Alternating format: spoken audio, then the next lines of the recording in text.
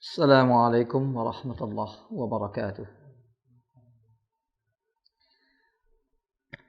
Innal hamdalillah nahmaduhu wa nasta'inuhu wa nastaghfiruhu wa nastahdiih wa na'udzu billahi min shururi anfusina wa min sayyiati a'malina. Man yahdihillahu fahuwal muhtad wa man yudlil falan tajida lahu waliyyan mursyida. أشهد أن لا إله إلا الله وحده لا شريك له وأشهد أن محمدا عبده ورسوله الذي لا نبي بعده يا أيها الذين آمنوا اتقوا الله حق تقاته ولا تموتن إلا وأنتم مسلمون يا أيها الناس اتقوا ربكم الذي خلقكم من نفس واحدة وخلق منها زوجها وبث منهما رجالا كثيرا ونساء واتقوا الله الذي تساءلون به والأرحام إن الله كان عليكم رقيبا يا أيها الذين آمنوا اتقوا الله وقولوا قولا سديدا يصلح لكم أعمالكم ويغفر لكم ذنوبكم ومن يطيع الله ورسوله فقد فاز فوزا عظيما أما بعد. Sahabat muslim dan muslimah dimanapun antum semua berada, mudah-mudahan Allah subhanahu wa ta'ala senantiasa menambah keilmuan kita terhadap kitab Allah dan sunnah Nabi sallallahu alaihi wasallam dan menjadikan keduanya sebagai bekal terbaik buat diri kita di dalam menjalani masa-masa kehidupan kita, di dalam upaya kita meningkatkan kualitas iman dan ketakwaan kita, di dalam upaya kita untuk senantiasa memperbaiki nilai-nilai kemanusiaan dan kehambaan diri kita di hadapan Allah Subhanahu wa ta'ala. Pada pertemuan sore hari ini kita akan lanjutkan pembahasan dari risalah Ad-Da' wad-Dawa atau Al-Jawabul Kafi liman sa'ala 'anid dawa'i syafi karya Qadil Qudat Ibnu Al-Qayyim Al-Jauziyah rahimahullah ta'ala. Kita masih membahas tentang takdir ya, karena pembahasan tentang ini melibatkan orang dengan banyak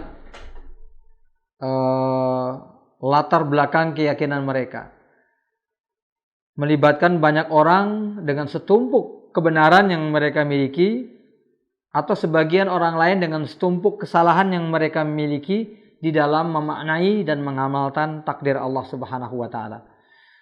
Kita sudah berbicara tentang pandangan orang terhadap takdir ya, serta pembagiannya dan bagaimana Ahlus Sunnah memandang takdir itu sendiri.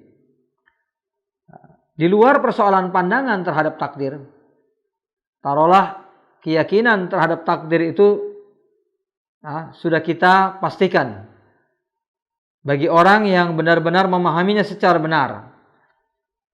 Takdir itu sudah ditetapkan dan kita berkewajiban untuk ikhtiar. Tetapi tetap muncul persoalan-persoalan lain. Mereka yang sudah meyakini takdir secara benar pun, ketika mereka itu mengamalkannya, itu bisa terjebak pada kekeliruan lain. Maka di sini sebelum membahas persoalan tersebut secara lebih lanjut, Syekh mau memberikan ya sebuah kata pengikat. Ya, kata pengikat di bagian akhir pembahasan ya, setelah mengemukakan berbagai dalil dan alasan untuk membantah dan menyanggah pendapat orang-orang terutama dari kalangan Al-Jabriyah terhadap takdir. Beliau mengatakan begini, balil faqihu kullal faqih. Orang yang betul-betul ahli dalam fiqih, itu orang-orang yang betul-betul memahami agama ini, alladzi yaruddul qadar bil qadar, adalah orang yang akan menghadapi takdir dengan takdir, menolak takdir dengan takdir, wa yadfa'ul qadara bil qadar, menolak takdir dengan takdir, wa yu'aridul qadar bil qadar, ya, menyanggah atau menghindari takdir dengan takdir. Bal la yumkinu lil insan ay ya'isha illa bidzalik, ya. Ini bukan saja pendapat orang yang betul-betul memahami Islam, orang yang betul-betul memahami agama ini, bahkan sebenarnya ini realitasnya ya, la yumkinu ayyakunal insan ayya'isha insan illa bidzalik. Bahkan sebenarnya manusia itu emang hanya bisa hidup dengan cara seperti itu. Setiap manusia itu hanya bisa hidup dengan itu. Fa innal ju'a wal 'atasha wal barda wa anwa'al makhawifi wal mahadhir hiya minal qadar. Karena semua kita kan tahu bahwa rasa lapar, rasa haus, kondisi yang dingin, terjadinya berbagai hal membuat kita takut ya. Segala sesuatu yang mengkhawatirkan kita dalam hidup kita, bencana dan lain sebagainya, itu semuanya adalah dari takdir. Wal khalqu kulluhum sa'un fi daf'i hadzal qadar bil qadar. Dan secara kenyataan, ini tanpa kita berpikir tentang keyakinan ya, secara kenyataan toh semua orang juga akan berusaha untuk menampik takdir tersebut, menghadapi semua takdir tersebut dengan takdir yang lain. Artinya orang yang lapar pasti akan berusaha makan gitu ya. Orang yang haus akan berusaha minum. Ketika mendapatkan hal-hal yang berbahaya, mereka akan berusaha menghindari. Itu sudah pasti dilakukan oleh setiap orang, karena mereka hanya bisa hidup dengan itu. Kalau mereka menghindari itu, artinya mereka ingin menghindari hidup. Ya, betul ya. Kalau misalnya dengan rasa lapar, udah biarin saja, artinya mau mati cepat-cepat. Begitu ada hal-hal yang membahayakan dirinya, ada bencana alam ya di dunia ini yang terjadi, dia nggak mau lari, biarkan saja, itu artinya dia mau mencari mati sendiri. Itu nggak mungkin dilakukan oleh siapapun. Wahakada ya, man waffaqahu wa alhama rusydahu. Demikianlah orang yang memang betul-betul Allah berikan taufik untuk memiliki pemahaman benar dan petunjuk yang benar. Jadi di sini Syekh rahimahullah taala ya, bisa diperhatikan satu titik di sini ya, dari apa yang disampaikan oleh Syekh. Orang yang betul-betul faqih ya, orang yang betul-betul memiliki pemahaman fikih yang benar. Di sini Syekh rahimahullahu taala, Ibnul Qayyim rahimahullahu taala menggunakan kalimat fikih untuk makna yang sebenarnya. Artinya itulah fikih yang dipahami di dalam Islam ya, yang disebutkan dalam banyak hadis, termasuk man yuridillahu bihi khairan yufaqihu fid din. Orang yang Allah inginkan untuk menjadi baik, maka dia akan Allah jadikan orang yang faqih dalam agama.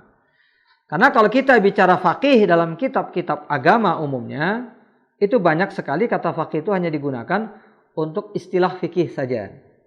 Jadi pelajaran agama itu kan ada yang berkaitan dengan keyakinan, itu disebut dengan akidah ya.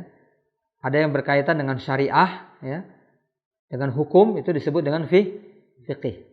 Dan ada yang berkaitan dengan tazkiyatun nufus ya, memperbaiki jiwa ya, memperbaiki perilaku, itu disebut dengan ilmu akhlak, atau sebagian orang menyebutnya dengan ilmu tasawuf ya. Di luar persoalan kemudian ilmu tasawuf itu berkembang menjadi memuat hal-hal yang tidak dibenarkan dalam syariat oleh banyak orang ya, tidak semua orang tapi banyak orang.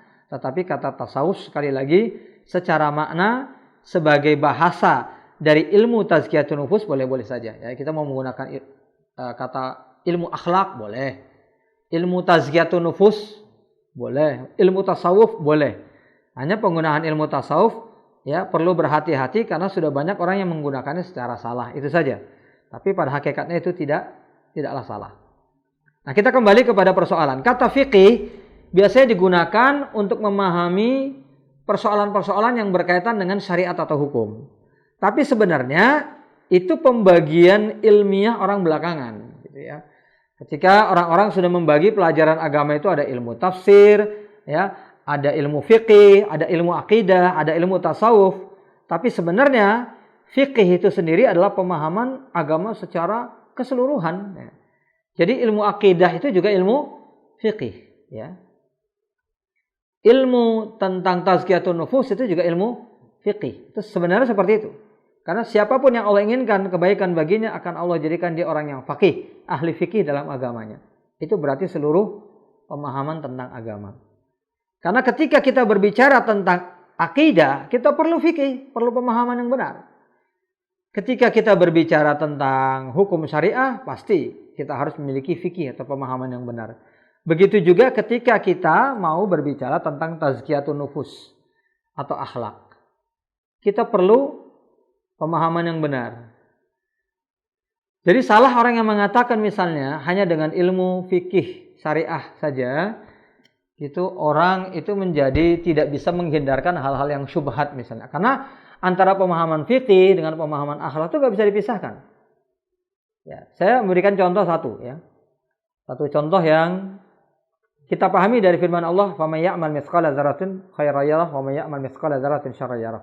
Orang yang mengamalkan kebaikan atau keburukan meski hanya sebiji zarah, itu akan dihitung oleh Allah. Betul ya? Meskipun orang itu mengamalkan kebaikan atau keburukan sebiji zarah, pasti akan Allah hitung. Hatta al-qaza dalam satu hadis ya, meskipun lafal ini diperdebatkan tapi ada banyak lafal lain yang sahih. Hatta al-qaza yukhrijahar rajulu minal masjid. Hadis Abu Daud ini ya. Sampai qaza, kotoran paling kecil yang nempel di atas air yang seandainya dikeluarkan seseorang dari masjid. Misalnya kita bisa mengambil nih dari masjid kotoran yang sekecil apapun gitu ya. Lalu kita keluarkan dari masjid, itu akan dihitung sebagai pahala. Hatta al-qaza yukhrijuhar rajulu minal masjid. Jadi artinya kebaikan sekecil apapun akan Allah hitung. Kejahatan pun begitu. Keburukan pun begitu. Maka ketika dalam hadis dikatakan idza saqatat luqmatu ahadikum, seandainya makanan salah seorang di antara kalian terjatuh, falyakhudha wal yasrif ma biha min adza thumma ya'kulha wa la yad'ha lisyaitan. Hendaknya makanan itu diambil ya, kemudian disingkirkan mana yang kotor saja, sisanya dimakan. Itu berarti hadis ini menjelaskan tentang diharamkannya kita membuang makanan ya. Diharamkannya kita membuang makanan. Maka ketika itu diharamkan membuang makanan, berlakulah firman Allah, "Faman ya'mal mithqala dzarratin syarran yarah." Orang yang mengamalkan keburukan sebiji zarah pun akan dihitung. Termasuk misalnya orang yang membuang hanya sebutir nasi. Ya. Dulu waktu kecil ya, kakek saya Pak Muhammad Zambe rahimahullahu taala itu pernah mengingatkan ya ke orang tua ya, itu bahwasanya kita akan bertanggung jawab untuk setiap makanan yang kita buang, meskipun itu hanya satu butir nasi. Ya, saya waktu itu memahami apa yang disampaikan itu agak gimana ya, agak sulit menerima. Satu butir, masa satu butir nasi pun akan diperhitungkan? Ini saya bicara tentang fikih ya. Ini saya bicara tentang fikih sekali lagi. Jadi kita tidak perlu harus keluar dari fikih Islam ya, dengan mengatakan kalau sekedar memahami fikih saja tanpa tasawuf atau akhlak misalnya ya, kita tidak akan bisa mengamalkan ini. Enggak. Ini hubungannya dengan fikih. Ini fikih langsung. Jadi artinya orang yang memahami fikih itu nggak akan membiarkan ada makanan terbuang. Kalau makan nasi misalnya, tidak akan dibiarkan satu butir nasi pun terbuang. Itu saya sudah sering tegaskan ya. Di keluarga ya, itu saya sudah biasakan itu. Bahkan kalau kita makan di warung sekalipun kita bawa tempat. Jangan sampai ada satu butir pun nasi yang terbuang. Sulit memang, berat. Memang sangat berat sekali ya.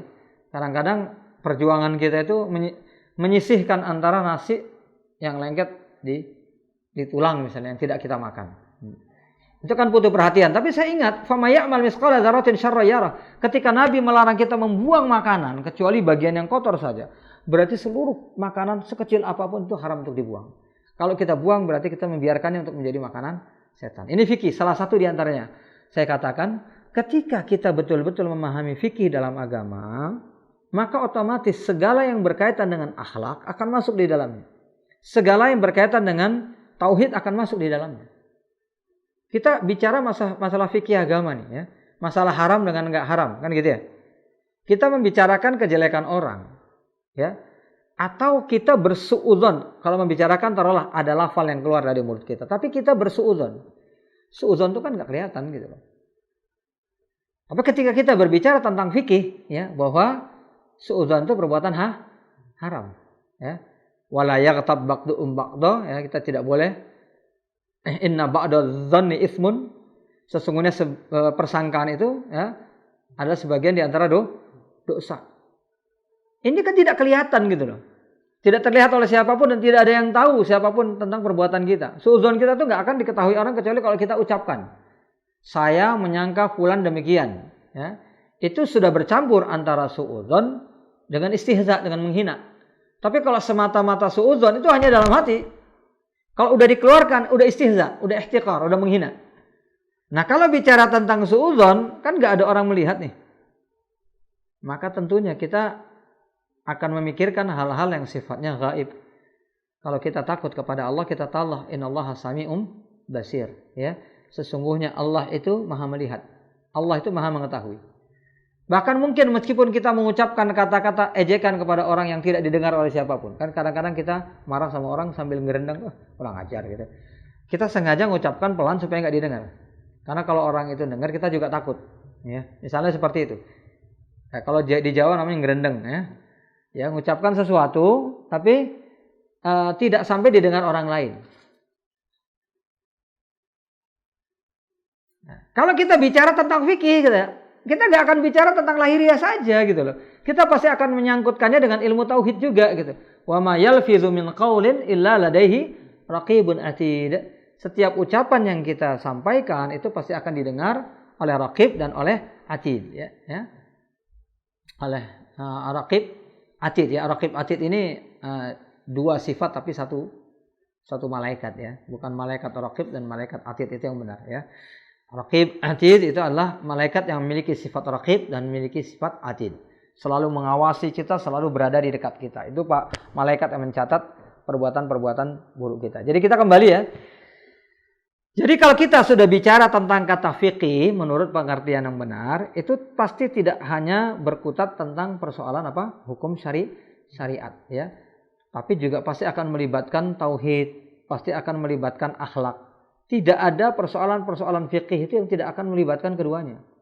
Salat, kita bicara tentang salat lagi nih, ya.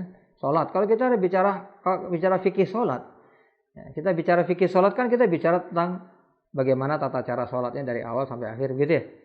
Tapi kita bicara tentang sholat, kita kan juga bicara tentang kekhusyuan dalam sholat, betul ya.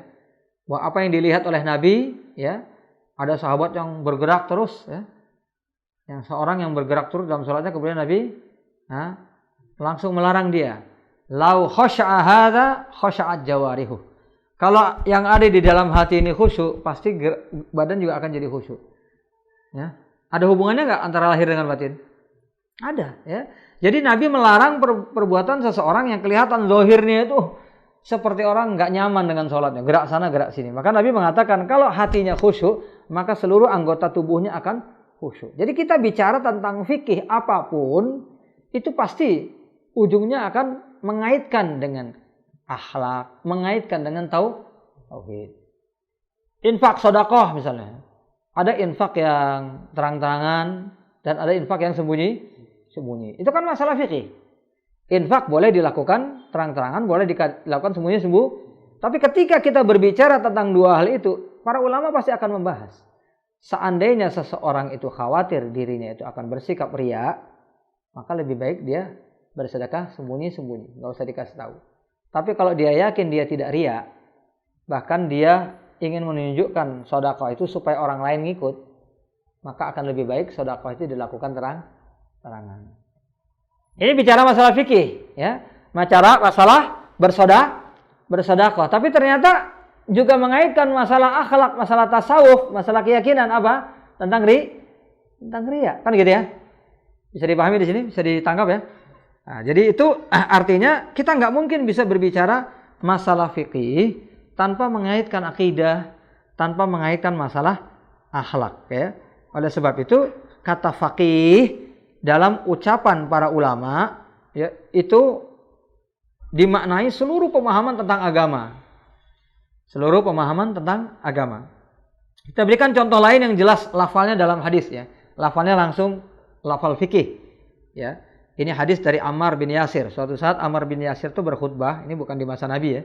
Tapi setelah beliau wafat, berkhutbah dalam khutbatul Jum'ah.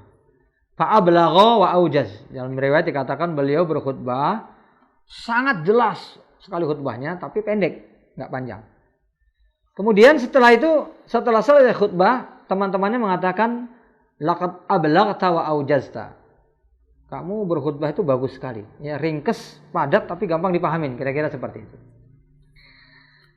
Walau tanaffasta. Tapi seandainya engkau itu mau tanaffas, artinya tawalta, seandainya kamu mau memperpanjang, tentu lebih bagus lagi, kan gitu ya. Akhirnya beliau mengatakan, inni sami'tu Rasulullah, aku pernah mendengar Rasulullah bersabda, inna tula salatir rajuli wa qisara khutbatihi ma'innatun min fiqhi. Salat orang yang panjang dan khutbah orang yang pendek, artinya khutbahnya ringkas, salatnya panjang, itu menunjukkan kepiawaian dirinya di dalam memahami agama, ya. Itu menunjukkan keluasan dirinya dalam memahami agama. Ma'innatun min fiqhihi. Keluasan dirinya dalam memahami agama. Nah, dalam hal ini para ulama menjelaskan, ya. Para ulama menjelaskan, karena sebagian di antara sahabat Nabi ada yang mengatakan, sallaitu ma'an Nabi sallallahu alaihi wasallam, aku pernah salat Jumat bersama Nabi. Fara'aitu salatahu qasda wa khutbatahu qasda. Ternyata khutbah dan salatnya itu sedang-sedang gitu. Artinya dikatakan khutbahnya itu pendek banget juga enggak gitu. Salatnya panjang banget juga enggak. Coba bisa enggak kita korelasikan antara hadis tadi? Kan tadi dikatakan bahwa di antara wujud keluasan pemahaman fikih seseorang terhadap Islam, ketika khutbahnya itu panjang, salatnya itu panjang, khutbahnya pendek begitu ya. Tapi yang disaksikan oleh para sahabat tadi, beberapa orang sahabat itu ada beberapa riwayat, mereka mengatakan Nabi melakukannya sedang-sedang saja. Maka para ulama menjelaskan bahwa yang dimaksudkan dengan salat yang panjang itu memanjangkan salatnya dibandingkan salat-salat yang lain. Nah, begitu juga khutbahnya, memendekkan khutbahnya dibandingkan khutbah-khutbah lain di luar Jumat. Jadi paham ya? Itu arti memanjangkan dan memendekkan bukan berarti selalu khutbahnya itu lebih pendek dari sholatnya, enggak. Kan enggak disebut di sini lebih pendek. Hanya panjang sholatnya, pendek khutbahnya. Itu yang pertama. Itu untuk pemahaman dulu. Untuk pemahaman yang dimaksud dengan panjang dan pendeknya. Dan kemudian kenapa sholat dipanjangkan di sini, ya? Nah, ini kaitannya tentunya dengan apa?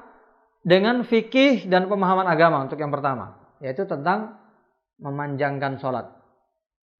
Orang yang memanjangkan sholat itu berarti orang yang mengerti tentang tata cara sholat Nabi Shallallahu Alaihi Wasallam. Bagaimana rukuknya, bagaimana sujudnya, bagaimana melakukan gerakannya, bacaan-bacaannya. Dan kemudian ditambah dengan satu lagi, ya, orang hanya bisa memanjangkan sholatnya ketika orang, tentunya seperti kita sebutkan tadi, bisa khusyuk di dalam sholat. Itu artinya apa? Pada waktu Jumat itu kondisi jiwa itu harus lebih siap untuk melakukan sholat.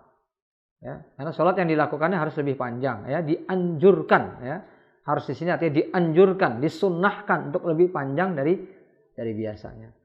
Nah, kita sudah bahas berkali-kali bahwa kehusuan tidak datang tiba-tiba, kehusuan harus datang dengan apa? Dengan kondisi di jiwa yang dipersiapkan sebelumnya. Maka ketika seseorang itu mau memanjangkan sholatnya, dia harus memperbaiki iman dan ketakwaannya. Makanya selalu disebutkan dalam khutbah Jumat, ya, usikum wa nafsi bitaqwallahi faqad fazal muttaqun. Jadi artinya apa? Untuk bisa memanjangkan sholat, orang harus bagus pemahaman fikih tentang sholatnya, bagus pemahaman dirinya tentang kehusyuan. Harus memperbaiki kondisi jiwa, ya. Karena panjang di sini, yang dimaksud panjang di sini bukan sembarang panjang secara lahiriah saja, kan gitu ya. Dipanjang-panjangin tapi tidak ada isinya, bukan itu. Tapi dipanjangkan sholat karena memang sholat itu dilakukan dengan kehusyuan. Kemudian yang kedua, memperpendek khutbah. Nah, memperpendek khutbah ini menunjukkan bahwa seseorang itu harus memahami kebutuhan umat. Makanya di dalam sholat Jumat itu para ulama tidak menganjurkan membahas tentang fikih. Bahkan, ya, membicarakan hal-hal yang sedang terjadi kekinian saja. Itu kalau bisa hanya selintas lalu saja.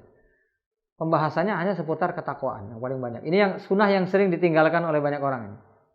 Khutbah Jumat bicara masalah fikih, ya. Khutbah Jumat ada bencana, bicara masalah bencana dengan fikih dan pemahamannya secara panjang lebar. Itu sebenarnya kurang tepat. Salah enggak? Enggak salah, tapi kurang tepat. Karena khutbah Jumat itu harus dibuat sesependek mungkin. Maka yang paling penting adalah hal yang paling pokok yang mau disampaikan. Ya, dan para ulama menganjurkan memperbanyak wasiat untuk bertakwa, ngajak orang untuk bertakwa, ngajak orang ingat kematian, ngajak orang, itulah isi khutbah Jumat yang dianjurkan. Boleh enggak membicarakan hal yang terjadi? Boleh, tapi sepintas selalu saja. itu boleh dibicarakan panjang lebar, bahkan dianjurkan dibicarakan panjang lebar itu di khutbatul Id.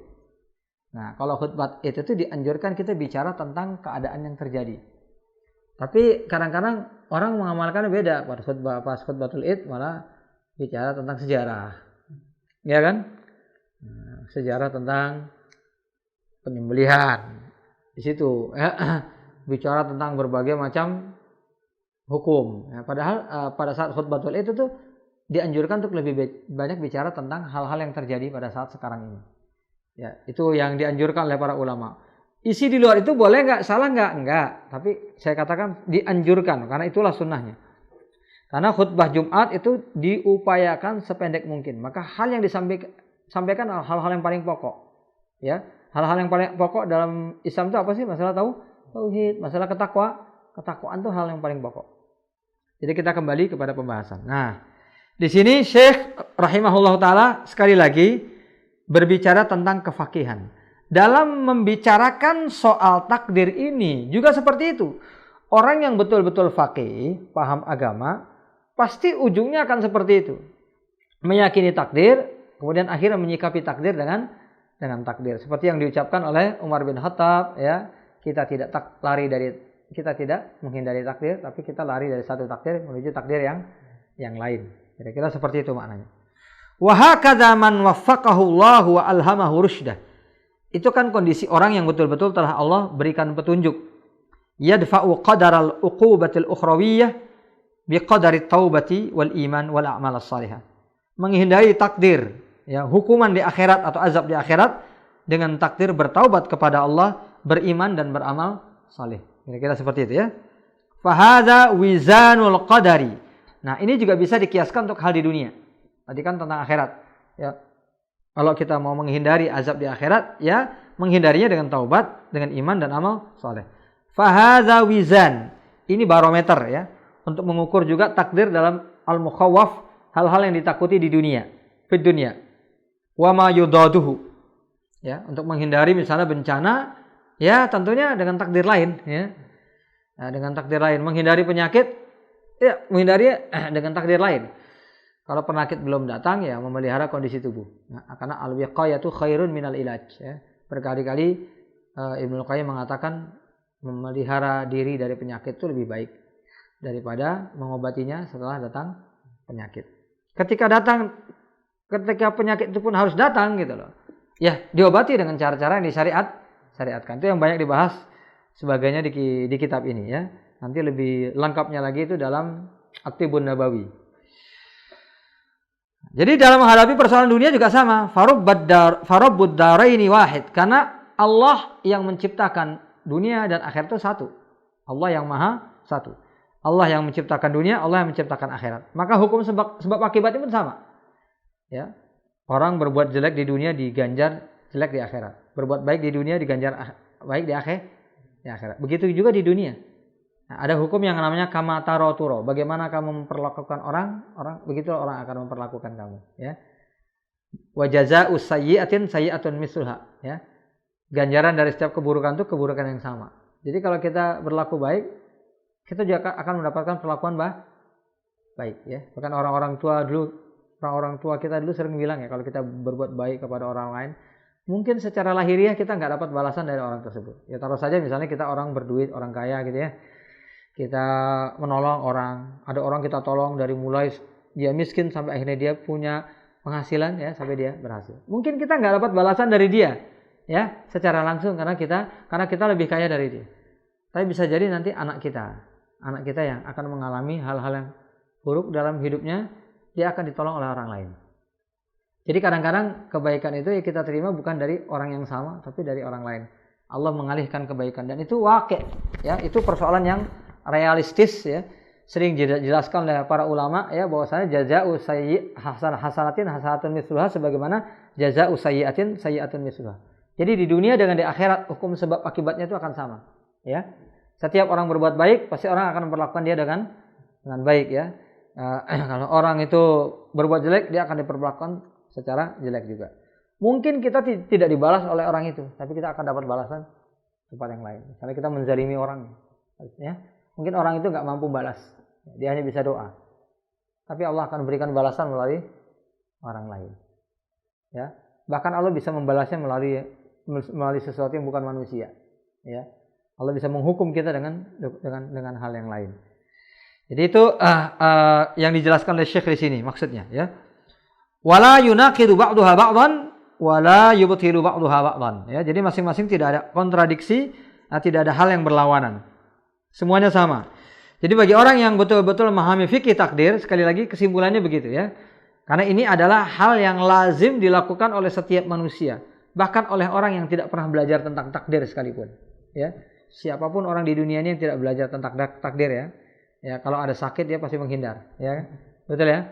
Kalau nyebrang pasti nengok kiri kanan. Itu pasti. Oh, ini berarti orangnya sudah belajar takdir. Belum tentu. Ya, karena itu memang manusiawi. Setiap orang pasti akan melakukan hal yang sama. Baik, sekarang taruhlah itu yang saya bilang tadi. Ya, taruhlah kita sekarang sudah menerima pemahaman tadi sesuai pemahaman Ahlus Sunnah wal Jamaah. Takdir kita yakini adanya dan kita tetap wajib berikhtiar. Fahadhil mas'alah min asyrafil masail. Ketahuilah bahwa ini adalah persoalan yang paling mulia. Liman arafa qadraha, ketika orang betul-betul memahami kandungannya. Wa ra'aha haqqa ri'ayatiha, dan berusaha untuk menerapkannya sebaik mungkin dalam kehidupan. Orang yang berusaha menerapkannya dalam kehidupan pasti akan mendapatkan hal yang baik. Walakin, kata beliau, akan tetapi yabqa alaihi amran bihi matatimu sa'adatu wa falahu. Ada dua hal lagi yang harus dicatat ya. Karena dengan dua hal ini seseorang akan melengkapi kebahagiaan dia di dalam memahami takdir tadi. Ya, sudah kita sekarang memahami takdir secara benar sudah. Tetapi masih ada dua masalah ya. Karena dalam memahami takdir hanya ada Jabriyah, Qadariyah, dan Ahlus Sunnah. Ya, tapi ketika dalam mengamalkannya akan ada pihak-pihak lain yang salah di dalam memahaminya. Ketika sudah mengamalkannya. Yang pertama, ini yang perlu diperhatikan. Ketika seseorang itu memang betul-betul mau mengamalkan segala sesuatu sesuai konsep takdir tadi, yang harus dipahami adalah yang pertama, ayya'rifa tafasila asbabis syarri wal khair. Pelajari dulu secara detail berbagai macam sebab yang akan mengantarkan seseorang kepada kebaikan atau keburukan.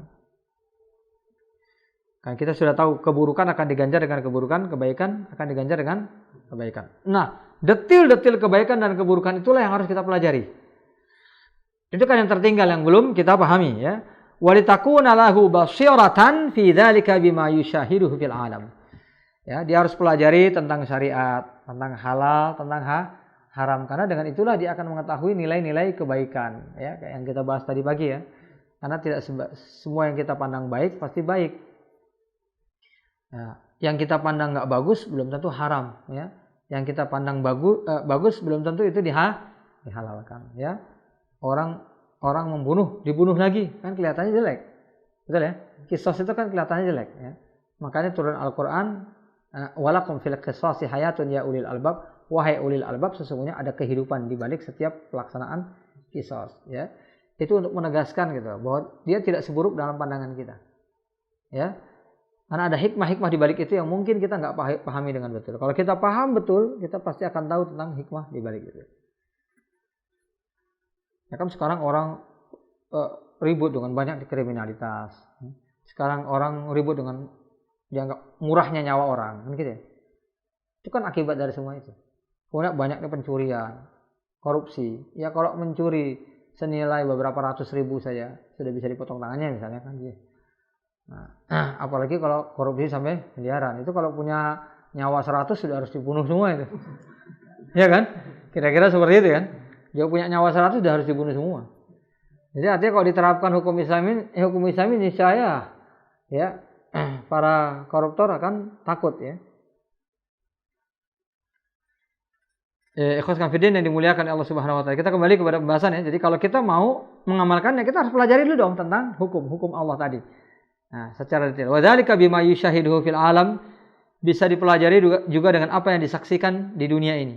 Wa ma jarrabahu fi nafsihi wa ghairihi, dengan pengalaman yang sudah dia terapkan pada dirinya dan orang lain. Wa ma sami'ahu min akhbaril umami qadiman wa haditsan, serta apa yang dia dengar dari berita orang-orang terdahulu maupun orang-orang yang ada sekarang ini. Ini apa? Untuk mengambil hikmah dari setiap pelajaran. bahwa setiap yang baik akan berakhir baik, setiap yang buruk akan berakhir buruk. Itu kita bisa pelajari dari kenyataan gitu ya, dari kenyataan hidup. Makanya yang namanya durhaka kepada orang tua itu kan sudah menjadi legenda ya. Legenda ya, sudah menjadi legenda, bukan saja pemahaman yang dipahami Islam ya, tetapi orang juga semua sudah sangat memandang jelek yang namanya durhaka kepada orang tua.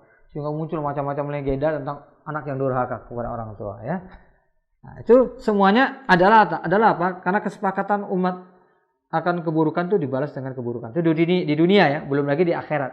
Nah, kalau persoalan akhirat ini tentunya kita hanya bisa mempelajarinya dari Allah Subhanahu wa taala. Ya, dari pengalaman orang-orang terdahulu dan yang sekarang, iya, bahkan termasuk dalam mengamalkan iman, termasuk dalam mengamalkan tauhid, termasuk dalam mengamalkan kebenaran. Kita harus berkaca pada umat-umat terdahulu dan umat-umat di zaman sekarang ini. Ya. Nanti akan kita sebutkan di sini wamin anfa'i ma fi dzalika tadabburul Quran. Makanya yang paling bisa kita dapatkan di sini adalah dengan melakukan tadabbur Al-Quran. Nah, di antara contohnya di dalam Al-Quran kan banyak firman Allah yang berbunyi qul fasiru fil ardi fanzuru kaifa kana aqibatul mujrimin. Wahai Muhammad, katakan kepada mereka, berjalanlah di muka bumi ini dan lihatlah bagaimana akibat dari yang dialami oleh orang-orang mujrimin. Jadi dari berbagai ayat yang senada dengan ini, para ulama ahli tafsir selalu menggambarkan begini. Kita disuruh memperhatikan ya, kondisi orang-orang yang dulu pernah membangkang kepada Nabi. Dan kebalikannya orang-orang yang beriman kepada Nabi. Jadi berbangkang dengan bagaimana nasib orang-orang yang membangkang, kan dihancurkan oleh Allah. Dan bagaimana nasib orang-orang yang beriman, mereka itu diangkat derajatnya oleh Allah Subhanahu wa taala. Itu sudah terjadi di zaman nabi-nabi sebelumnya. Coba pelajari. Nah, pada waktu Al-Quran ini diturunkan, masyarakat Arab itu masih kenal dengan cerita-cerita itu. Bahkan mereka masih mengetahui tempat-tempat di mana terjadinya azab Allah terhadap para nabi. Karena mereka memang masih memiliki agama Nabi Ibrahim. Meskipun yang sudah banyak yang hilang, tapi masih memiliki sebagian di antara ajaran Nabi Ibrahim. Jadi ketika turun firman ini, mereka paham. Dulu banyak nabi yang didustakan dan akibat. Tapi mereka tetap, kalau bahasanya ngeyel ya, tetap nggak mau nerima. Bahkan yang udah nerima secara keyakinan sebelumnya saja, Yahudi dan Nasrani nggak nerima juga. Masyarakat musyrik Arab ya, yang notabene masih menganut sebagian keyakinan Nabi Ibrahim. Ya, kalau kita lihat sejarah Abdul Muthalib gitu ya, itu kan kita lihat bagaimana sisa-sisa keyakinan daripada Ibrahim itu masih melekat pada diri mereka. Bagaimana Abdul Muthalib menghadapi tentara gajah yang mau menghancurkan. Itu kan dengan keyakinan agama beliau. Meskipun itu adalah masa fatrah, para ulama menyebut masa fatrah, itu adalah masa di mana ajaran Nabi yang sebelumnya sudah luntur, ya, sudah nyaris nggak bersisa, tinggal ada pada sebagian orang saja. Itu pun mungkin tidak sempurna lagi, tapi Nabi yang baru belum datang. Nah, jadi apa yang disebutkan oleh Nabi ini sangat dipahami oleh mereka. Gitu. Kita yang hidup jauh dari zaman Nabi, gitu, jauh dari dari tempat-tempat bersejarah itu, ya kita hanya bisa mempelajarinya dari sejarah, dari catatan. Tapi mereka tahu betul. Ya, jadi orang-orang Arab itu tahu betul tentang apa yang disebutkan di sini. Makanya katakan kepada mereka, wahai Muhammad, lihatlah akibat orang-orang yang merusakan Nabi. Apakah kalian masih mau kayak gitu juga? Ya. Kemudian dalam ayat yang lain, fanzuru kaifa kana aqibatul mungzarin, ya. Fanzuru kaifa kana aqibatul mungzarin. Lihatlah nasib orang-orang yang pernah diberikan peringatan. Ya, jadi orang-orang yang mungzarin yang diberikan peringatan ini kan ada dua, ada yang nerima, ada yang enggak, ya. Maka disebut illa ibadaka minhumul mukhlasin, kecuali hamba-hamba kamu yang ikhlas. Nah, hamba yang ikhlas ini yang ngikut Nabi ketika diberi peringatan, tapi yang enggak ngikut itu seperti orang-orang mujrimin, orang-orang kafir itu, ya. Jadi digambarkan demikian. Supaya apa? Kita melakukan tadabbur itu supaya kita tahu betul ya, bahwasanya hukum sebab akibat itu sudah berlaku sejak dulu gitu loh. Ada orang yang kufur dengan segala kehinaan mereka itu sudah tercatat rapi dalam sejarah.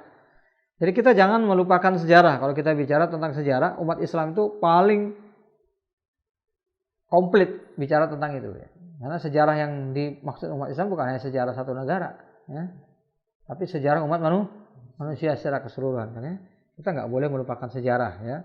Itu sudah pelajaran yang diajarkan Islam. Fanzuru kaifa kana aqibatul mukadzibin, fanzuru kaifa kana akibatul mungzarin ya, fanzuru kaifa kana akibatul mujrimin ya.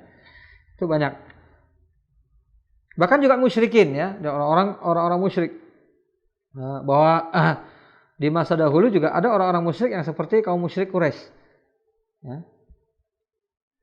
Aksarhum musyrikun dalam Al-Quran dikatakan begitu. Sebagian besar mereka itu musyrik seperti kalian juga. Jadi dikasih gambaran oleh Al-Quran itu gambaran yang mirip dengan orang-orang yang ada.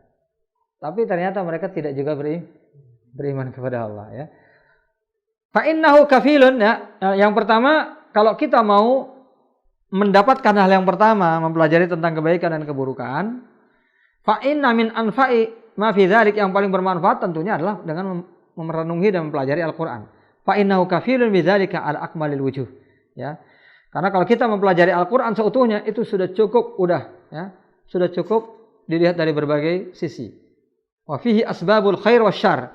Karena kalau kita mengamalkan apa yang ada di dalam Al-Quran, kita akan mengetahui hal-hal buruk apa yang akan membuat kita celaka dan hal-hal baik apa yang akan membuat kita bahagia di dunia dan di akhirat. Mufassalatan mubayyanatan, semuanya dijelaskan secara rinci. Summa sunnah, kemudian ditambah dengan sunnah. Fa innaha syaqiqatul Quran, karena sunnah itu adalah saudara kembarnya Quran.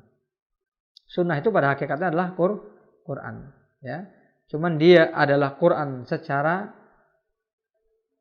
makna. Yuta'abu bi tilawati.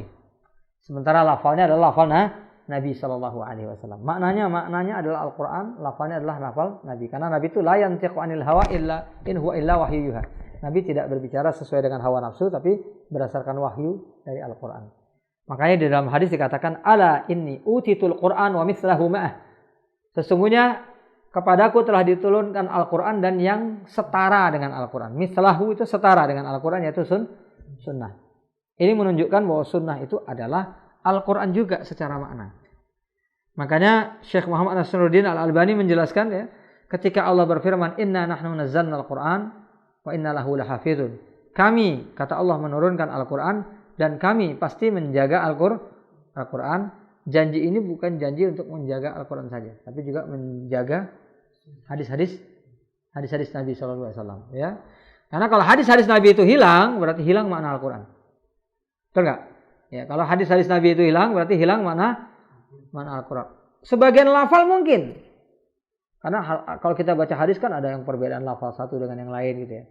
Ada sebagian hadis dengan lafalnya yang sudah tidak teriwayatkan lagi kepada kita, tetapi maknanya tidak akan hilang. Imam Bukhari termasuk orang yang bekerja keras untuk menyimpulkan berbagai macam hadis. Jadi hadis-hadis yang panjang itu dicari yang lafalnya paling pendek, yang maknanya sama. Kemudian ditulis dalam Sahih Bukhari. Ya, jadi Sahih Bukhari itu hasil penyaringan yang dilakukan oleh Imam Al-Bukhari. Jadi artinya ada kemungkinan banyak lafal-lafal hadis lain yang ternyata nggak akan sampai kepada kita sampai sekarang ini. Ya, dan itu bisa dibuktikan secara sejarah. Tetapi makna daripada hadis tersebut tidak akan hilang. Nah, karena setiap zaman itu selalu ada ulama yang akan menjaga hadis-hadis tersebut. Sehingga sampai akhir zaman tidak akan hilang. Makanya manusia paling mulia itu adalah ahlul hadis. Karena mereka lah orang-orang yang paling menjaga makna Al-Quran. Yang paling menjaga Al-Quran adalah ahlul hadis. Kalau bukan karena ahlul hadis, Al-Quran itu hanya tinggal lafalnya tanpa makna. Bisa dibayangkan nggak? Kalau seandainya nggak ada hadis Nabi, Al-Quran tinggal maknanya saja. Kita hanya tahu aqimus shalah wa atuz zakah. Zakatnya gimana? Kita nggak tahu. Salat gimana? Kita nggak tahu. Uzkurullah dzikran katsira, berzikirlah kepada Allah sebanyak-banyak. Zikirnya gimana? Nggak tahu. Ya kan? Lafal zikirnya gimana? Kapan zikirnya nggak tahu juga. Ya. Kemudian tentang haji juga ya. Al-hajju asyhurum ma'lumat ya. Bahwa haji itu dilakukan di waktu-waktu tertentu. Kapan? Di mana? Nggak tahu juga. Kalau tidak ada hadis-hadis Rasulullah SAW. Dan ahlul hadis itulah orang yang paling banyak membaca salawat. Makanya mereka orang yang paling mulia. Kita kembali kepada pembahasan wahyal wahyu tsani. Boleh dikatakan hadis itu sebagai wahyu kedua. Wa man sarrafa ilaihi ma inayatahu. Kalau orang betul-betul konsentrasi penuh untuk belajar Quran dan Sunnah, iktafa bihima an ghairihima. Itu sudah cukup tanpa ditambah yang lain. Ya, kalau orang betul-betul mempelajari, iktafa bihima, akan cukup dengan keduanya, min an ghairihima, tidak membutuhkan lagi selain keduanya. Wa huma yuriyanikal khaira wasyarr. Karena Quran dan Sunnah itu yang akan menunjukkan kepada kalian mana yang baik, mana yang buruk, wa asbabahuma, dan bagaimana kalian bisa mendapatkannya. Ka'annaka tu'ayinu dzalika iyana, seolah-olah kita betul-betul melihat kebaikan dan keburukan itu di depan mata. Ya tentunya kalau kita mempelajari keduanya. Ya. Kalau hanya mempelajari Quran saja tanpa sunnah, nggak mungkin. Karena sebagian tubuh Quran itu ada di dalam sunnah. Ya. Sunnah itu sendiri pada hakikatnya adalah Al-Quran dalam bentuk yang lain. Wa ba'da dzalika idza ta'ammalta akhbar al-umam, kalau kita mempelajari tentang berita umat-umat terdahulu, wa ayyamallahi fi ahli ta'ati wa ahli maksiat, dan bagaimana Allah Subhanahu wa taala memperlakukan ahli maksiat dan ahli ketaatan. Tabaqa dzalika ma 'alimtahu minal Qur'an was sunnah, pasti akan sesuai dengan apa yang dikabarkan di dalam Quran dan sunnah. Wa ra'aitahu bitafasili ma akhbarallahu bihi wa wa'ada bih, semua yang kita saksikan secara nyata dari kejadian-kejadian yang menimpa umat ini itu akan sesuai dengan apa yang dijanjikan oleh Allah Subhanahu wa taala. Ya, wa alimta min ayatihi fil afaq ma yadulluka ala anna al-Qur'an haq. Dan tanda-tanda kekuasaan Allah di dunia ini juga akan menunjukkan bahwa Al-Qur'an itu adalah benar. Wa anna ar-rasulu haq, dan bahwasanya Rasul itu benar. Wa anna Allaha yunjizu wa'dahu la mahala, Allah pasti akan memenuhi janjinya. Fattarikhu tafsilun li juz'iyyati ma arrafana tafsilun li juz'iyyati ma arrafana Allah wa rasuluh. Perjalanan sejarah ini menjadi rincian dari berbagai momen-momen secara terpisah yang telah diberitahukan oleh Allah dan Rasulnya. Min tafsilil asbabil kulliyah lil khair, bahwa yang terjadi pada diri mereka itu seluruhnya adalah hukum sebab akibat secara totalitas. Ya. Jadi kalau kita pelajari semua yang ada dalam sejarah seperti itu. Dalam sejarah itu selalu kita baca sejarah, baik itu sejarah itu yang masih murni merupakan sejarah Islam atau yang sudah dibolak-balik. Ya, karena pada hakikatnya ini kan para ulama sering menjelaskan seperti itu. Jadi Syekh Muhammad Shalih Al-Utsaimin itu pernah ditanya gitu ya. Kenapa di berbagai agama itu selalu ada terjemahan untuk beberapa kalimat yang ada dalam Quran maupun hadis. Contohnya jannah dan nar. Itu nanti di masing-masing bahasa itu ada terjemahannya. Masalah itu nanti pas atau enggak, itu persoalan beda, ya. Sorga dan neraka, ya. Sorga dan neraka dalam bahasa kita, ya. Yang asalnya adalah dari bahasa Sanskerta gitu ya. Itu ternyata sudah ada gitu ya, untuk menjadi padanan dari kata jannah dan nar. Ya meskipun nanti pemahaman tentang sorga dalam bahasa kita dengan itu sudah berubah melalui perubahan daripada keyakinan orang yang ada di dalam. Tapi ada padanannya gitu. Jannah neraka. Untuk banyak istilah syariat itu ada terjemahannya gitu ya. Ada terjemahannya ya. Ada bahasa Inggris itu ada paradise, ada hell gitu ya. Ada terjemahannya gitu dalam masing-masing bahasa. Kalau di sebagian negara mungkin itu pengaruh dari misal dari Taurat dan Injil. Iya, yang agama awalnya itu Ahlul Kitab. Bagaimana yang agama awalnya bukan? Seperti Hindu, Buddha dan yang lainnya, Konghucu dan yang lainnya. Ternyata masing-masing semuanya itu ada terjemahannya. Maka beliau menjawab bahwasanya itu adalah bekas-bekas dari ajaran para nabi dan rasul. Karena pada masing-masing umat itu dulu memang pernah diutus. Walaqad ba'atsna fi kulli ummatin rasul. Rasul itu pasti mutlak.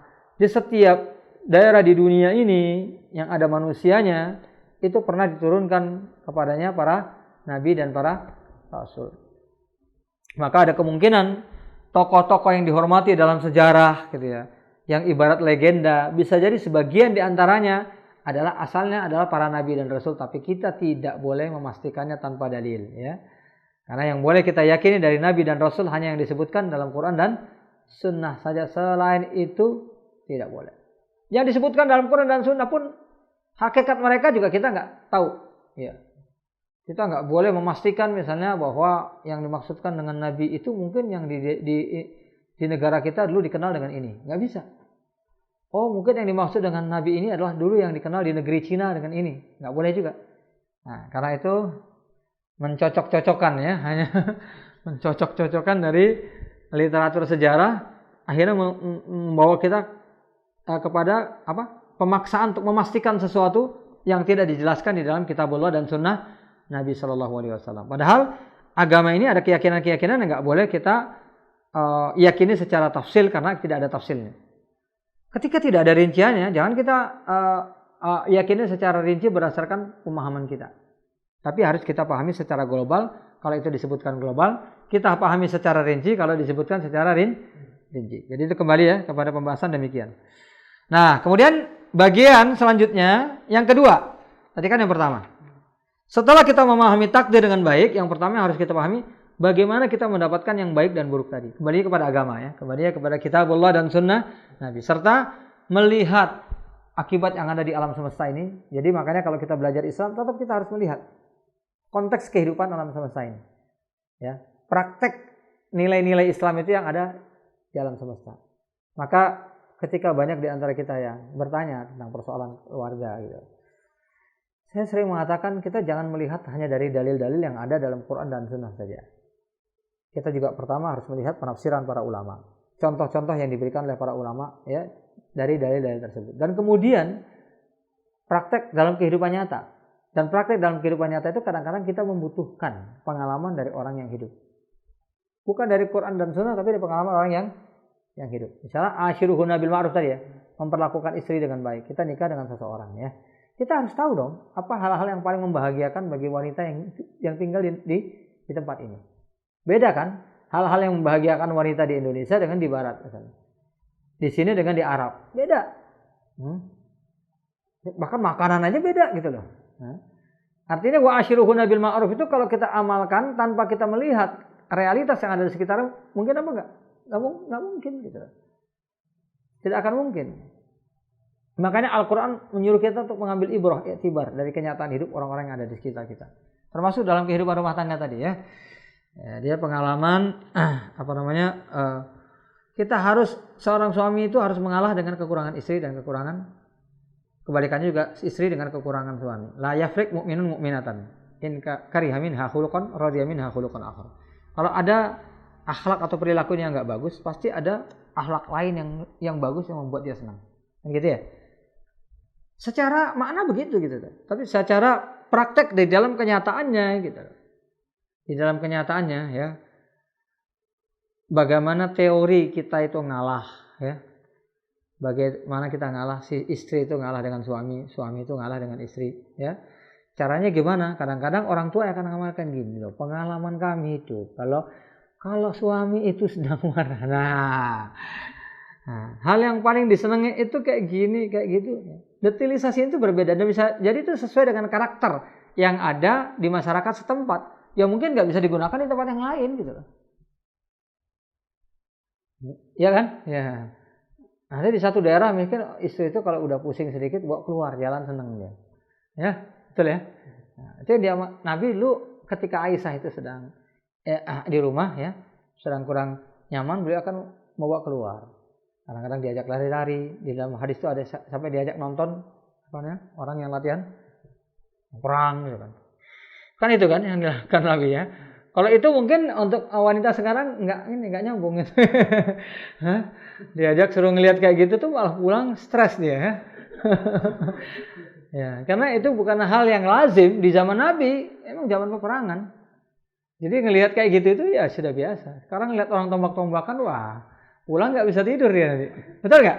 Iya, itu contohnya saja. Dan itu termasuk bab fikih, ya. Termasuk bab fikih. Jadi kita kembali kepada persoalan itu yang pertama. Kembali kepada Quran dan Sunnah untuk mengetahui kebaikan-kebaikannya dan melihat contoh dalam kehidupan. Yang kedua, al-amru tsani ini harus diperhatikan. Ayyahdhara mughalatati nafsihi ala hadhil asbab. Kita sudah paham nih tentang takdir tadi. Nah, hati-hati yang kedua ini dengan orang yang salah menyikapinya dengan apa? Dengan memberikan banyak maaf. Excuse itu apa ya? Memberi alasan gitu ya. Memberi kayak excuse untuk diri kita sendiri gitu ya. Jadi nggak apa-apa lah gini, nggak usah gini, nggak apa-apa lah gitu ya. Kira-kira seperti itulah. Carilah bahasa Indonesianya apa ya. Ya. Ya kira-kira seperti itu ya. Itu mughalatati nafsi ala hadhil asbab ya.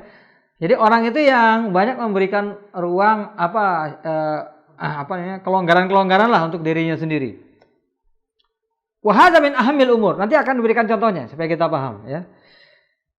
Ini termasuk perkara yang paling penting karena banyak orang yang seperti itu akhirnya dia salah dalam mengamalkan. Fa innal 'abda ya'rifu annal ma'siyata wal ghaflah minal asbabil mudhirah. Setiap muslim kan tahu bahwa maksiat, keteledoran dalam mengamalkan kebenaran itu termasuk sebab-sebab yang membahayakan dirinya. Fi dunyahi wa akhiratihi. La budda, di dunia dan di akhirat. Lakin mughalatatuhu nafsi. Ketika seseorang itu misalnya memberikan kelonggaran dirinya dengan ittikal, bertawakal ala afwillah wa maghfiratih, dengan maaf dan ampunan Allah ya. Allah akan mengampuni, insyaallah Allah akan mengampuni, enggak apa-apa ya. Orang dosa sebesar gunung saja ya, pasti akan Allah ampuni kalau kita bertaubat, dan Allah akan memberikan ampunan yang lebih besar daripada tumpukan dosa tersebut. Benar itu. Tetapi ini jangan sampai menjebak kita. Akhirnya kita menjadi lalai, gampang-gampangin persoalan. Ya, jadi di sini Syekh sedang mau mengulik keyakinan kalangan Murji'ah ini. Ya. Jadi sudah lepas dari Jabriyah dan Qadariyah. Sekarang ada lagi Murji'ah. Dalam pengamalannya ada lagi orang lain yang salah dalam mengamalkan, itu Murji'ah. Wabit taswif bit taubah. Taswif itu dari kata saufa. Tobat nanti aja lah. Nanti ya, akan Allah ampuni juga. Ya, nanti saja, nanti Allah pasti akan mengampuni. Masih muda, ya. Nanti aja kalau tobatnya kalau udah tua-tua dikit ya. Biar puas dulu ngamalkan dosa. Kan kalau kita tobat belakangan pasti diampuni juga. Wabil istighfar bil lisan taratan, atau hanya semata-mata istighfar lisan. Seolah-olah ini merupakan senjata ampuh. Ya, kalau udah berbuat dosa, astagfirullah, sudah selesai, ya. Benar bahwa Allah akan mengampuni segala dosa, tapi kalau sikap kita seperti itu namanya meremehkan perbuatan dosa. Wa yaf'alul mandubat taratan. Kadang-kadang seorang hanya berbekal mengamalkan amalan-amalan sunnah. Yang disunnahkan maksudnya. Mandubat di sini yang disunnahkan, bukan sunnah Nabi, tapi yang disunnahkan. Ya, salat sunnah, puasa sunnah, atau apa saja. Orang itu berbuat dosa banyak berbuat kesalahan, kemudian udahlah salat sunnah kita juga dihapus dosanya. Gitu, kira-kira seperti itu. Saya sedekah aja kepada fakir miskin, salah dihapus dosanya.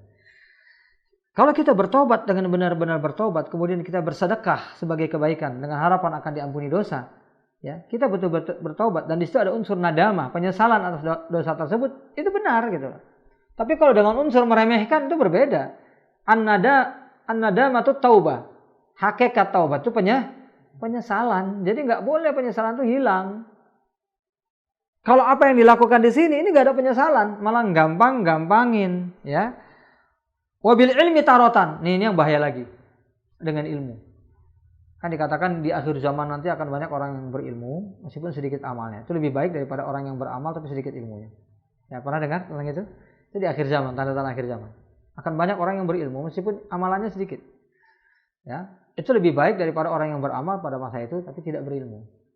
Beramal banyak gak ada ilmunya, hilang semua. Tapi orang yang beramal sedikit tapi dengan ilmu itu akan lebih diterima di sisi Allah. Itu betul. Tapi ini jangan dijadikan sebagai alasan. Yang penting kita kan berilmu. Ya. Yang penting kita ini ulama. Ya udah kita kurang dalam amalan tapi kan kita. Ya, kita nggak sholat malam nggak apa-apa. Kita ajarin orang sholat malam. Nanti kita dapat pahalanya. Ya. Kita nggak puasa, ajarin aja orang puasa. Ya, kita dapat pahala puasa. Memang benar ketika kita ngajarkan amalan yang disunnahkan, kita akan mendapatkan pahalanya. Tapi kalau kita bicara kayak gitu, itu berarti kita tidak ikhlas, ya, di dalam beribadah kepada Allah. Bisa nggak dikatakan orang itu ikhlas? Ya, kalau orang itu ikhlas, dia ngajarkan sholat sunnah nih kepada orang lain. Orang lain ngamalkan, dia akan ngiri. Kenapa saya nggak ngamalkan seperti dia? Kan seperti itu, betul nggak? Saya mau ngajarkan nih ya tentang keutamaan bersedekah gitu loh, ya, kepada orang lain. Kemudian orang lain duluan sedekah, saya ngiri. Itu seharusnya begitu. Bukan malah nggak apa-apa lah, saya kan udah ngajarin ilmunya. Saya nggak usah sedekah lagi, saya nggak usah sholat malam lagi, saya nggak usah baca Quran lagi. Malah ada yang lebih parah lagi sekarang, kita nggak perlu ngapal Quran, ya. Kita cukup sedekah mushafulkan kepada orang yang hafal. Kita akan dapat pahala menghafal Quran. Waliyadzubillah, sumaliyadzubillah. Itu benar, kita dapat pahalanya. Tapi itu nggak akan kita dapat kalau kita nggak ikhlas. Salah satu ketidakikhlasan kita gimana? Kalau kita tidak merasa ngiri dengan dia. Kalau kita memberi dia hafal banyak, hafalan saya masih sedikit. Saya berilah dia supaya saya dapat tambahan pahala. Tapi saya juga tetap berusaha menghafal Al-Quran, kan gitu. Man aftara iman, kan bukan ya orang beri. Nanti jangan-jangan dia ngamalkan juga dengan ibadah yang wajib, lebih parah lagi ya, nggak puasa Ramadan tapi ngasih makan orang puasa, kan pahalanya dapat katanya. Ini gila lagi ya, lebih parah lagi ini. Wabil ihtijaj bil qadari taratan, ya, dengan takdir juga akhirnya dia wabil ihtijaj bil asya wan nadhair taratan, ya, bil asya'i wal nadhair. Asya' wan nadhair ini apa namanya? Hukum kepantasan. Al asya' wan nadhair. Hukum kepantasan. Jadi kalau orang-orang yang sudah kalau orang sudah ngaji, ya, sudah dekat dengan ilmu segala macam, ini kepantasannya dengan orang yang yang dimasukkan ke dalam surga Allah Subhanahu wa taala. Ini sama aja orang yang berbicara, kalau orang belajar dari di tempat yang baik, dia pasti akan menjadi baik. Belum tentu. Ya, yang belajar dari Nabi saja ada orang munafik, apalagi kita. Jadi itu tidak bisa dijadikan kiasan gitu. Wal iqtida bil akabir, ini lebih parah lagi. Orang yang ngikutin orang-orang yang lebih berilmu dari dia gitu. Lo tengok aja. Ustadz aja gitu. Enggak apa-apa. Ya, tapi kita yang bukan ustadz, ya. Itu orang berilmu aja enggak ngamalkan. Ya udah, kita enggak usah ngamalkan. Bahaya ya. Bahaya banget ya. Manusia itu semuanya bisa terjebak dalam kesalahan. Bahkan orang yang berilmu sekalipun enggak bisa dijadikan dalil. Ya. Orang kayak gitu. Jadi wajar-wajar aja kalau kita enggak ngamalkan.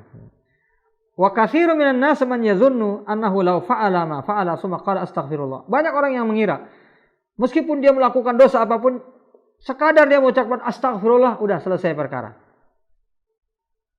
Zala atharu dzunub, semua dosa akan dihapus.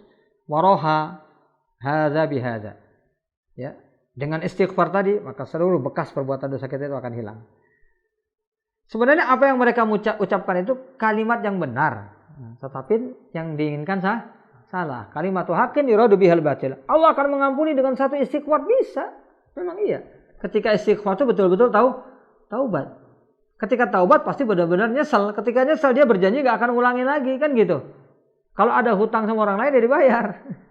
Nah, kalau cuma istighfar aja selesai, waduh. Ya, banyak orang berbuat amal tidak nyesal sama sekali istighfar. Apalagi dia menggunakan dalil-dalil secara salah. Wa qala li rajulun minal muntasibin ilal fiqh. Ini contoh di zaman beliau. Di zaman Syekh, ya. Ada orang yang dikenal sebagai ahli fikih berkata kepadaku, ya, ahli fikih nih kata beliau, ya, ngaku sebagai ahli fikih. Ana af'alu ma af'al summa aqulu subhanallah wa bihamdihi mi'ata marrah. Aku bisa mengamalkan apapun yang aku amalkan, cukup aku mengucapkan subhanallah bihamdihi. Di dalam hadis dikatakan, man qala subhanallah bihamdihi fi yaumin mi'ata marrah ghufirat lahu dzunubuhu jami'an. Akan Allah ampuni seluruh dosanya. Waqad ghufira dzalika ajma'u. Kan semua dosaku akan hilang. Ya. Cukup aku ucapkan subhanallah wa bihamdihi 100 kali, selesai sudah. Ya. Kama sahha anin Nabi, sebagaimana disebutkan dalam hadis Nabi, man qala fi yaumin subhanallah wa bihamdihi 100 marrah huttat anhu khatayahu walau kanat mithla zabadil bahri. Ini juga disebutkan dalam hadis Nabi, misalnya man qala dubura kulli salat, siapa yang mengucapkan setiap selesai salat subhanallah salasan wa salasin marrah, 33 kali, wa hamidallah salasan wa salasin marrah, membaca alhamdulillah 33 kali, wa kabbara salasan wa salasin marrah, kemudian bertakbir 33 kali, wa qala tamamal mi'ah, kemudian menyempurnakan menjadi 100 dengan ucapan la ilaha illallah wahdahu la syarika lahu lahul mulku wa lahul hamdu wa huwa ala kulli syai'in qadir. Ya, ghufira anhu dzunubuhu in kana mithla zabadil bahri, akan diampuni semua dosanya meskipun seperti buih di lautan. Sama seperti ini. Itu memang merupakan janji Allah Subhanahu wa taala melalui lisan Nabi sallallahu alaihi wasallam. Itu amalan-amalan pengampun dosa. Ya, amalan-amalan pengampun dosa. Tapi para ulama menjelaskan, nanti di antaranya Al-Imam As-San'ani dalam Subulus Salam. Wa zahiruhu tadkhulu fiha al-kabair. Termasuk di dalamnya dosa besar. Secara zahir seperti itu, seolah-olah dosa besar pun bisa diampuni melalui dosa tadi. Wa qala al-ulama, tapi para ulama mengatakan, ya, bahwa yang dimaksudkan di situ adalah shaghair. Wala tukaffarul kabairu illa bitaubah, kata beliau. Karena dosa-dosa besar itu hanya bisa diampuni dengan taubat. Maka bagaimana, apakah hadis ini secara lahir salah? Tidak. Ini bisa berlaku, itu dijelaskan lagi oleh Ibnu Hajar Al-Asqalani. Asalkan saat mengucapkan ucapan-ucapan ini, orang itu betul-betul mendalami makna dan tujuan ayat-ayat ini semua. Zikir-zikir ini semua. Kalau orang memahami tujuan zikir ini semua, ya, di dalam hatinya, mengucapkannya secara khusyuk, maka dia pasti termasuk orang-orang yang bertaubat kepada Allah. Kita mengucapkan la ilaha illallah, pasti kita dianggap akan bertaubat kalau kita memahami isinya. Ini bagian, saya baca satu satar lagi ya. Wa qala li akhar min Makkah. Ya. Ada lagi orang yang tinggal di kota Makkah. Katakan gini, nahnu idza fa'alna ahaduna ma fa'al. Kalau salah seorang di antara kami berbuat dosa, dia cukup ightasala, mandi, wa tawafa bil bait, kemudian tawaf, ya, 7 kali dilakukan selama seminggu. Qad muhiya anhu dzalik, semuanya sudah selesai. Ya. Jadi ini ucapan-ucapan semacam ini itu diungkapkan sekali lagi oleh kalangan Murji'ah. Nanti besok akan kita bacakan lanjutan pembahasan insyaallah ya. Kalangan Murji'ah. Orang Murji'ah itu adalah yang menganggap bahwa dosa itu memang enggak memengaruhi iman seseorang. Orang Murji'ah ini punya kecenderungan jadi menggampang-gampangkan dosa gitu loh. Ya, alladzina yastanibuna kaba'iral ismi. Orang-orang yang beriman itu orang-orang yang selalu menjauhi dosa-dosa besar illal lamam, kecuali dosa kecil. Jadi mereka mengatakan zina itu dosa besar. Tapi kalau ciuman itu hanya dosa kecil. Coba, bahaya sekali enggak? Nah, saya bahkan pernah mendengar langsung dulu waktu saya masih kecil tapi, ya, seorang dai itu di media televisi waktu itu yang menyampaikan seperti itu. Ya, saya masih remaja lah, nggak kecil-kecil amat. Setelah saya lepas SD ya, lulus SD. Ya. Terus saya dengar di televisi disampaikan secara nyata dari pertanyaan pemirsa. Ada yang bertanya gimana orang yang ujiannya berpacaran, ini segala macam melakukan ciuman, tapi dia tidak sampai berzina. Dikeluarkan ayat tadi, alladzina yastadibuna kaba'iral ismi. Orang-orang yang mendahului dosa besar kecuali yang kecil-kecil saja, maka itu termasuk orang-orang yang bertakwa kepada Allah Subhanahu wa taala, ya. Yang termasuk ulama, contohnya kalau zina itu dosa besar, nah ciuman itu dosa kecil. Ini gila ya. Ini luar. Ini kurang ajar ini. Ya, tidak ada ulama yang menjelaskan seperti itu karena itu istighfaf bidzunub. Dan bahkan di antara